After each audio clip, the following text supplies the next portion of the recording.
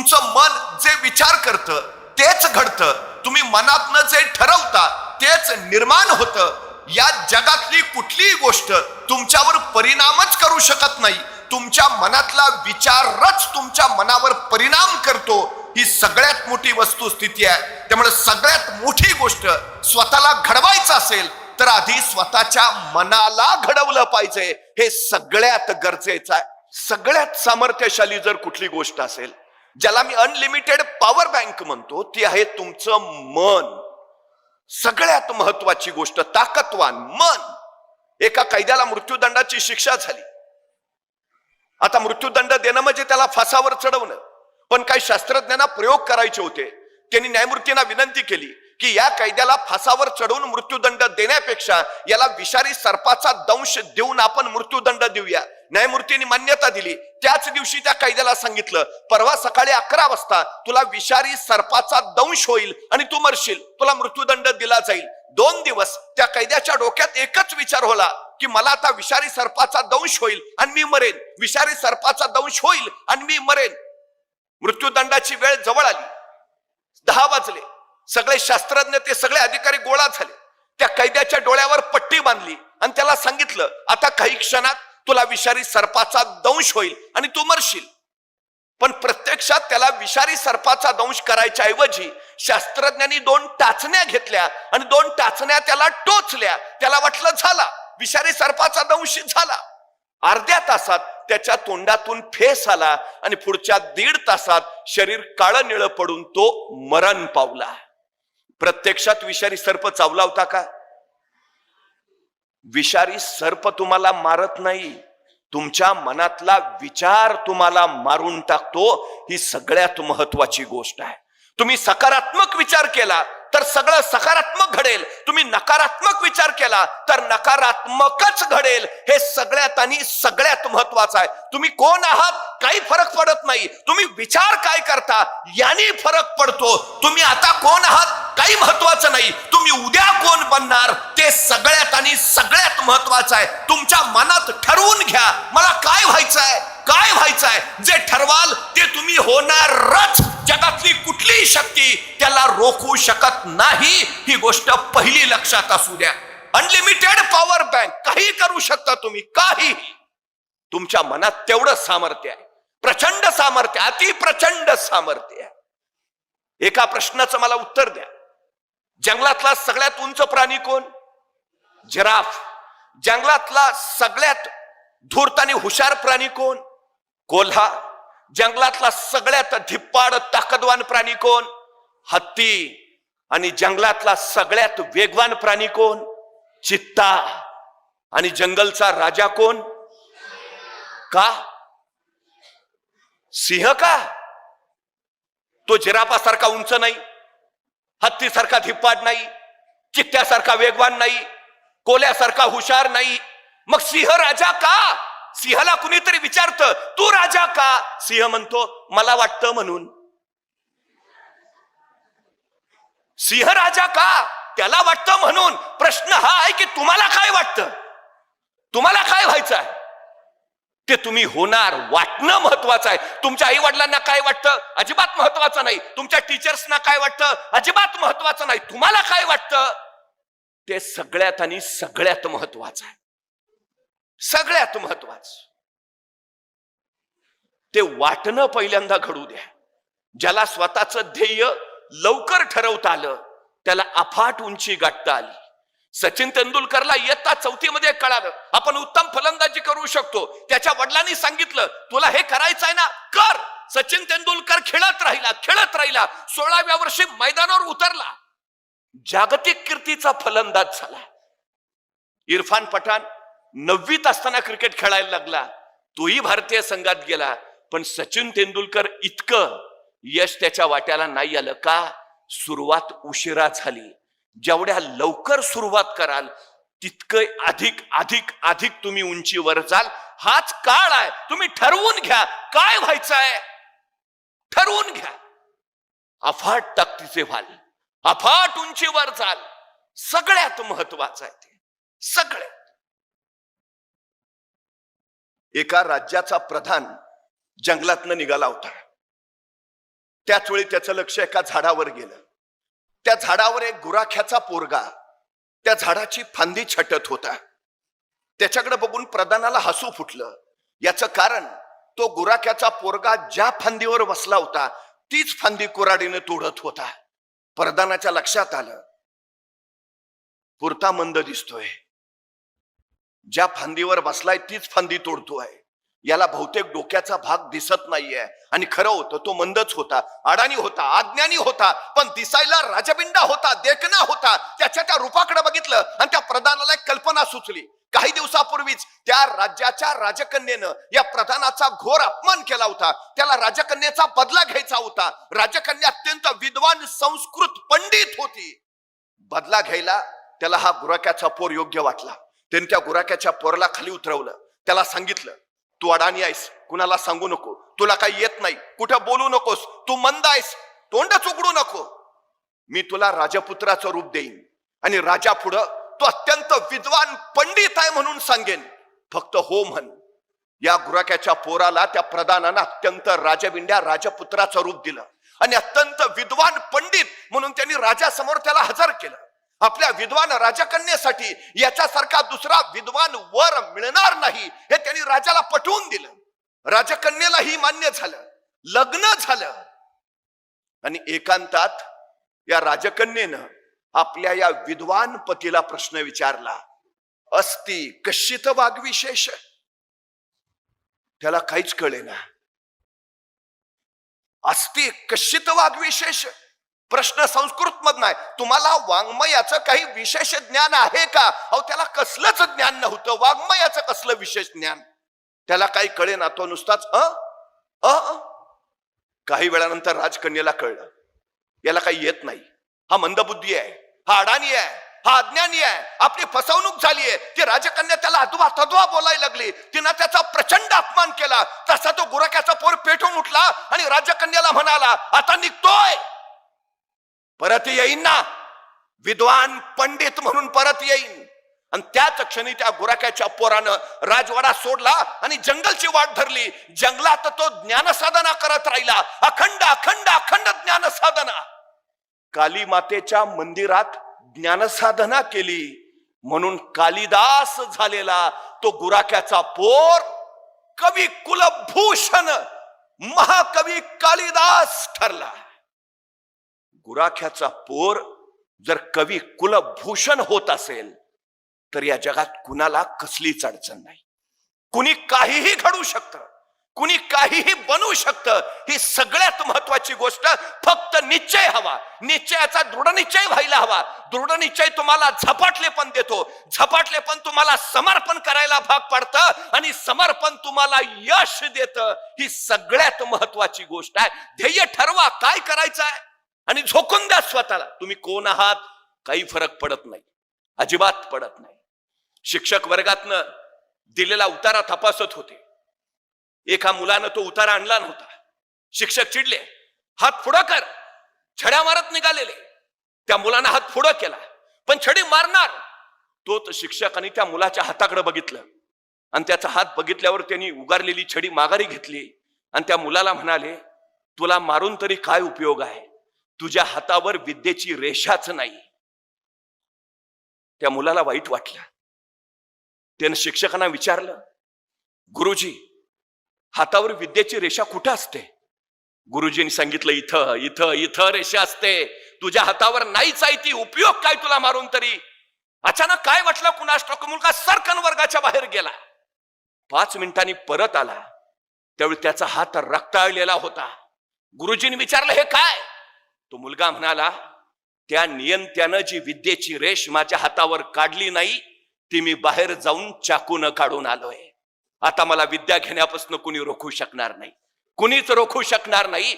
हातावर विद्येची रेष काढणारा तो मुलगा पुढे व्याकरणाचार्य पाणिनी म्हणून प्रसिद्धी झाला. शक्य काय आहे? अशक्य काय आहे? काही काही काही अशक्य नाही, अजिबात नाही. तुमच्याकडे काय आहे काही नाही याच्याही पेक्षा तुम्हाला काय वाटतं हे महत्वाचं आहे, सगळ्यात महत्वाचं. खर तर मन सामर्थ्यशाली इतकं असतं, त्या मनाचं सामर्थ्य इतकं प्रचंड, तुम्ही काही करू शकता. एक मुलगा जो आंधळा होता, दिसतच नव्हतं त्याला, आंधळा आहे, कामाचा नाही म्हणून त्याला घरातल्यांनी सरळ हाकलून दिला. पण तो भगवान श्रीकृष्णाची उत्तम अभंग रचना करायचा. त्याचा आवाज अत्यंत इतका गोड की साक्षात भगवान श्रीकृष्ण प्रकट व्हावेत की काय असा भास त्याच्या शब्दातून होत राहायचा. पण घरच्यांनी हाकलून दिलेला. रस्त्यावरच्या एका झाडाखाली बसून भगवान श्रीकृष्णांचे अभंग म्हणायचा. माणसं भारावून जायची, त्याचं ऐकत राहायची. एकदा एका ज्येष्ठाने सांगितलं, अरे इथं झाडाखाली बसून भजन म्हणण्यापेक्षा या आग्रा मथुरा रस्त्यावर श्रीकृष्णांची अनेक मंदिर आहेत, त्यातल्या कुठल्या तरी एका मंदिरात जा. तो मुलगा उठला, श्रीकृष्णांच्या मंदिरात जाऊन बसला. तिथं अभंग म्हणायचा, भजन करायचा, लोक प्रभावित व्हायची. एके दिवशी सकाळी पुजाऱ्याने पूजा अर्चा आटपली, भगवान श्रीकृष्णांची वस्त्र बदलली आणि तो बाहेर निघाला. आणि त्याच वेळी हा आंधळा मुलगा पुजाऱ्यांना म्हणाला, पुजारीजी एक सांगू का? बोल ना. नाही, तुम्ही आज भगवान श्रीकृष्णांना पिवळी वस्त्र घातलीत, ती भगवान श्रीकृष्णांना अजिबातच छान नाही दिसत हो. त्या पुजाऱ्याला आश्चर्य वाटलं. अरे तुला डोळे नाहीयेत, तुला दिसत नाही, तुला कसं कळलं मी भगवान श्रीकृष्णांना पिवळी वस्त्र घातलीत? तो मुलगा म्हटला, कळतं हो मला. दुसऱ्या दिवशी पुजारीनी भगवान श्रीकृष्णांना हिरवी वस्त्र चढवली आणि पुजारी निघाले. तसा तो आंधळा मुलगा म्हणाला, पुजारीजी भगवान श्रीकृष्णांना हिरवी वस्त्र छान दिसतायत. त्या पुजाऱ्याला आश्चर्य वाटलं, रे तुला दिसतंय कसं? दिसतं हो. तिसऱ्या दिवशी पुजाऱ्याने वस्त्र न घालता भगवान श्रीकृष्णाला झाडांची पानच वस्त्र म्हणून बांधली आणि तो पुढे निघाला. तसा हा आंधळा मुलगा म्हणाला, पुजारीजी भगवान श्रीकृष्ण पण गरीब झाले वाटतं, झाडाची पानं बांधून राहायला लागलेत. आता मात्र पुजाऱ्याला काही कळेना. अरे तुला डोळे नाही, दृष्टी नाही, तू आंधळा आहे, तुला कळताय कसं? आणि तो आंधळा मुलगा म्हणाला, तन की आंखें नहीं है तो क्या, मन की आंखें तो है. दृष्टीहीन असणाऱ्या त्या मुलानं भगवान श्रीकृष्णांना साक्षात बघितलं, त्यांचं वर्णन त्यांनी केलं. तो आंधळा मुलगा संत सूरदास म्हणून पुढे प्रसिद्धीस आला. आम्ही 10वीत असताना टीव्हीवर रामायण मालिका लागायची. ते पहिलं गाणं सुरू झालं की रस्त्यावरची सगळी माणसं पटापटापटा टीव्ही पुढे जाऊन बसायची. ते अत्यंत लोकप्रिय शीर्षक गीत संगीतबद्ध कुणी केलं होतं माहितीये? रवींद्र जैन. दोन्ही डोळ्यांनी आंधळे होते. बिथोवेन नावाचा जागतिक कीर्तीचा संगीतकार, ज्याचं संगीत आजही जगाला वेडं करतं, तो बिथोवेन दोन्ही कानांनी बहिरा होता. त्याला काहीही ऐकू येत नव्हतं, काहीच. ज्याला स्वतःला ऐकू येत नाही तो बिथोवेन इतरांचे कान तृप्त करणारा संगीतकार झाला. काय विलक्षण असेल. एक खेळाडू तरुण मुलगी रेल्वेने निघालीये. अचानक काही गुंडांची तिच्यावर नजर पडते. तिच्या गळ्यातल्या सोन्याच्या चैनकडे त्यांचं लक्ष जातं. ती हिसकावण्यासाठी ते धडपड करतात. ती तरुण मुलगी खेळाडू त्या गुंडांचा प्रतिकार करते. चिडलेले गुंड तिला सरळ रेल्वेतनं ढकलतात. ती समोरच्या रुळावर पडते. भरधाव वेगानं दुसरी रेल्वे येते. तिच्या पायावरनं सरकन जाते. तिचा पाय काढावा लागतो. खेळाडू असलेली तरुणी आता मैदानावर उतरू शकणार नसते, पण ती हरली नाही. पाय असलेली माणसं जे करू शकत नाहीत ते मी पाय नसताना करेन असा निश्चय तिनं केला. आणि एका पायाच्या बळावर तिनं अशक्य कोटीतलं कार्य केलं. तिनं एव्हरेस्ट सर केला. एका पायावर एव्हरेस्ट सर करणारी ती अरुणिमा सिन्हा सांगते, तुमच्याकडं काय आहे किंवा काय नाही हे महत्वाचं नाही, तुम्हाला काय वाटतं ते महत्वाचं आहे. तुम्ही ते करूच शकता, करूच शकता. एरिक वेहनमेयर दोन्ही डोळ्यांनी आंधळा आहे, त्याला दिसतच नाही. जगातला पहिला अंध व्यक्ती आहे ज्यांनी एव्हरेस्ट सर केला. पत्रकारांनी त्याला विचारलं, अहो तुम्ही आंधळे आहे, तुम्हाला दिसत नाही, मग तुम्ही एव्हरेस्ट कसं काय सर केला? एरिक वेहनमेयर म्हटला, म्हणूनच केला, आंधळा आहे म्हणूनच केला. म्हणले म्हणजे? नाही, मला अडचणी दिसल्याच नाहीत ना. माणसाचं लक्ष ज्यावेळी अडचणींकडे असतं त्यावेळी तो अडचणीतच अडकून पडतो. मला दिसत नाही, त्यामुळे मला अडचणीच दिसल्या नाहीत, मला फक्त माझं ध्येय दिसत होतं, म्हणून मी पोहोचलो. अशक्य काही नाही, या जगात काहीही अशक्य नाही. आंधळी असणारी माणसं विक्रम करतात, पाय नसलेली माणसं एव्हरेस्ट चढतात. आपल्याला कठीण काय आहे? धडधकट आहोत आपण. अडचण काय आहे? काहीही करू शकतो, काहीही. विश्वास हवा आपल्यावर. येस, आय कॅन, मी करेनच. सगळ्यात महत्वाचा भाग आहे तो हा, सगळ्यात महत्वाचा. आय कॅन, मी करेन. शाळेचा निकाल लागला, अनेक विद्यार्थी सरांकडे गेला. सर, दुसरा नंबर कुणाचा आलाय? सर म्हटले, अरे पहिला नंबर कुणाचा आलाय असं विचारायचं असतं, तू दुसरा नंबर कुणाचा आलाय असं कसा विचारतो? तसा तो मुलगा म्हटला, सर पहिला नंबर माझाच येणार ते मला माहिती आहे, दुसरा कुणाचा आला ते सांगा. याला आत्मविश्वास म्हणतात. त्या मुलाचं नाव होतं विनायक दामोदर सावरकर. आत्मविश्वास. पहिला मीच आहे, दुसरा कोण आहे ते सांगा. हा मी करेन, आय कॅन. आत्मविश्वासातून ऍटिट्यूड जन्माला येतो, दृष्टिकोन. हा आत्मविश्वास हवा, सगळ्यात महत्वाचा. एकदा निश्चय झाला, अशक्य काही नाही हे कळालं, की मग आपण काहीही करू शकतो. फक्त एक, जे ठरलंय तेच करा. पर्याय ठेवू नका, अजिबात ठेवायचे नाहीत, अजिबात नाहीत. आमची हल्लीची अडचण काय झाली माहितीये? मी परवा एका मुलाला सहज विचारलं, काय रे 100 मीटर पळशील का? तो 5 मिनिटं माझ्याकडेच बघत बसला. अरे म्हटलं 100 मीटर पळशील का? मग त्याने हळूच विचारलं, 100 मीटर म्हणजे किती? मला लक्षात आलं. मी म्हटलं, अरे तू काय खेळबिळ खेळतोस का नाही? म्हटलं सगळे खेळ खेळतो, क्रिकेट खेळतो, फुटबॉल खेळतो, व्हॉलीबॉल खेळतो, बॅडमिंटन खेळतो. म्हटलं मग एवढे सगळे खेळ खेळतो, दिवसभर मैदानावरच असतोस का काय? तो म्हटला, मैदानावर नाही, मोबाईलवर खेळतो. म्हटलं मग बरोबर आहे, तुला 100 मीटर कळणारच नाही. मग त्याला सांगितलं, इथून तिथपर्यंतचे अंतर आहे, त्याला 100 मीटर म्हणायचं, पळशील का? म्हटलं करतो प्रयत्न. आता तुला काय 5 किलोमीटर सांगतोय का पळायला? 100 मीटर.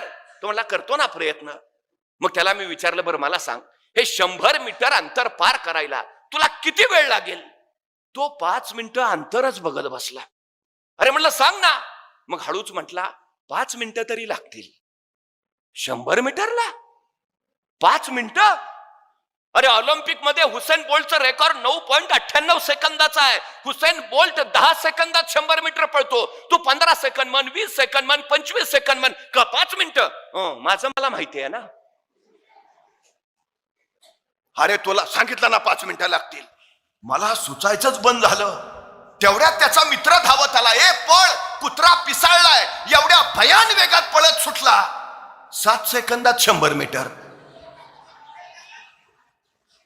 मी त्याला म्हटलं, तू तर हुसेन बोल्टचं रेकॉर्ड मोडलंस. त्याला 10 सेकंद लागतात, तू 7 सेकंदात पळलास. म्हटला मग कुत्रा मागं लागलं होतं. म्हणजे 7 सेकंदात 100 मीटर पळायची क्षमता तुमच्यात आहे. बाहेर कधी आली? संकट आलं तेव्हा. मग संकट चांगली आहेत का वाईट आहेत? संकटांचं स्वागत करायला हवं. संकट तुम्हाला अडवायला येत नाहीत, संकट तुमची उंची वाढवायला येतात. अडथळे तुम्हाला रोखायला येत नाहीत, अडथळे तुमच्यातल्या क्षमता बाहेर काढतात. अडचणी तुम्हाला थांबवायला येत नाहीत, अडचणी तुमच्यातली कौशल्य बाहेर काढतात. संकट, अडचणी, अडथळे यायलाच हव्यात, कारण त्याच तुम्हाला घडवतात. ही सगळ्यात मोठी वस्तुस्थिती आहे, सगळ्यात मोठी. या जगात असा कुणी नाही ज्याला संघर्षाशिवाय काही मिळाले. कुणी नाही. संधी नशिबाने मिळते, पण यश नशिबाने मिळत नाही, अजिबात. तुम्ही भाग्यवान आहात. तुम्हाला असे आईवडील लाभलेत की जे तुम्हाला शिकवू इच्छितात, जे तुम्हाला काही बनवू इच्छितात. तुम्ही भाग्यवान आहात. तुम्हाला लोकसेवा स्कूल सारखं स्कूल लाभलंय, जे तुमच्यातनं विक्रमवीर तयार करू इच्छितात. नशीबवान आहे तुम्ही. पण संधी नशिबाने मिळेल, यश नाही. त्यासाठी तुम्हाला संघर्षच करावा लागेल, त्यासाठी तुम्हाला कष्ट करावेच लागतील. ही सगळ्यात आणि सगळ्यात महत्वाची गोष्ट आहे, सगळ्यात.